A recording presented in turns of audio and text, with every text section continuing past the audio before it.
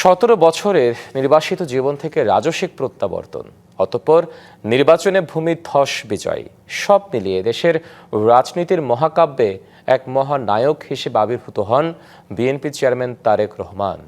জীবনের চলতি অধ্যায়টি সুখকর হলেও বর্ণাঢ্য এই রাজনীতিবিদের বিগত অভিজ্ঞতা ছিল তিক্ততায় ভরা। নিজে বিপদে থেকেও অসংখ্য অসহায় মানুষকে সহায়তা করেছেন পরিচয় গোপন রেখে। তাই সইতে হয়েছে পাহাড় সম মামলার খড়গ এবং জিজ্ঞাসাবাদের নামে নিষ্ঠুর নির্যাতন।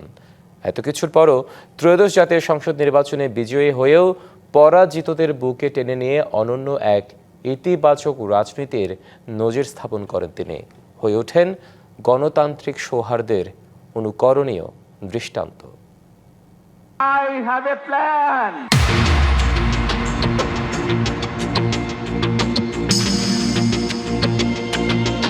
শহীদ প্রেসিডেন্ট জিয়াউর রহমান এবং বিএনপি চেয়ারপারসন খালেদা জিয়ার বড় ছেলে বিএনপির চেয়ারম্যান তারেক রহমান। রাজনীতিতে তারেক রহমানের আনুষ্ঠানিক যাত্রা শুরু হয় 1988 সালে। ওই বছর বগুড়ার গাবতলী উপজেলা বিএনপির সদস্য হিসেবে যোগ দেন তিনি। কিন্তু তারেক রহমানের রাজনীতিতে সম্পৃক্ততা শুরু আরও আগে থেকেই। 1986 সালে মা খালেদা জিয়ার সাথে রাজপথে আন্দোলনে যুক্ত হয়ে ভূমিকা রাখেন স্বৈরাচার পতনের। ওই সময় একাধিকবার মায়ের সাথে গৃহবন্দী হন তিনি।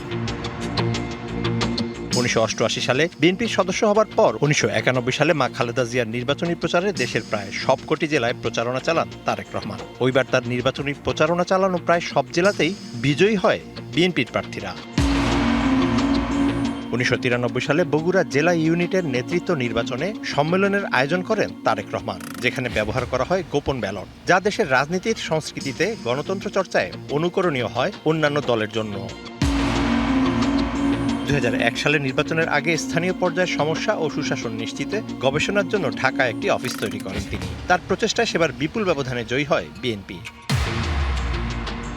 সিলভার টিপ কন্ট্যাক্টে তৈরি নিরাপদ ও নান্দনিক ক্লিক সুইচ নির্ভরতা জীবন জুড়ে।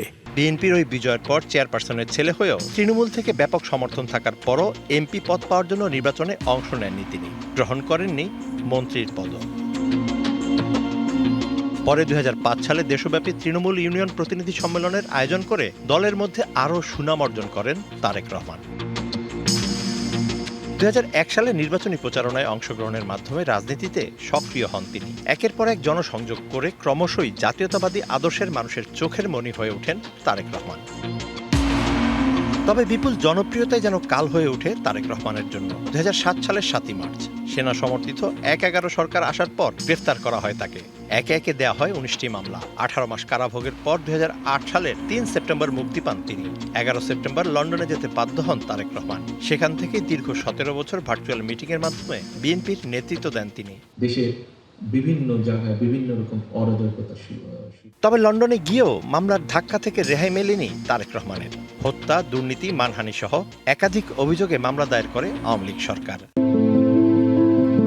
লন্ডনের নির্বাসিত জীবনে থেকেও দেশের মানুষকে ভুলে যাননি তিনি। নাম পরিচয় গোপন করে সহায় সম্বলহীন মানুষগুলোর পাশে দাঁড়ান তারেক রহমান। 1.5 যুগের বেশি সময় পর সেই সব মানুষ জানতে পারেন জীবনের চরম দুঃসময়ে তাদের পাশে থাকা মানুষটি ছিলেন বিএনপি চেয়ারম্যান।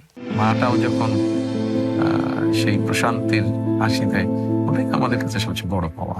5ই আগস্ট ক্ষমতার পট পরিবর্তনের পর একে একে সব মামলা থেকে অব্যাহতি পান বিএনপির রাজনীতির প্রাণভোমরা তারেক রহমান। 17 বছরের নির্বাসিত জীবনের অবসান ঘটিয়ে বিএনপি চেয়ারম্যানের রাজস্বিক প্রত্যাবর্তনের সাক্ষী হয় বাংলাদেশ। দেশের জনগণের কাছে পৌঁছেই তিনি ঘোষণা করেন, I have a plan. I have a plan for the people of my country. আর নির্বাচনের তফসিল ঘোষণার পর দেশ জুড়ে একটানা অর্ধশতাধিক জনসমাবেশে আগামীর বাংলাদেশ নিয়ে নিজের পরিকল্পনা তুলে ধরেন তারেক রহমান। তারেক রহমানের দূরদর্শী 31 দফা অনুসৃত নির্বাচনী ইশতেহারে আস্থা রাখে জনগণ। 2/3 সংখ্যাগরিষ্ঠতা অর্জনের মধ্য দিয়ে ভূমিজস বিজয় পায় বিএনপি। নিরঙ্কুশ সংখ্যাগরিষ্ঠতা অর্জন করেও কোনো অহংকার বা অহমিকা প্রশ্রয় দেননি তিনি। বিজয়ী হয়েও বুকে টেনে নেন পরাজিতদের। আশ্বস্ত করেন সবাইকে নিয়েই দেশ গড়ার সংগ্রামে নেতৃত্ব দেবে BNP. Mizan Ahmed, DBC news, Dhaka.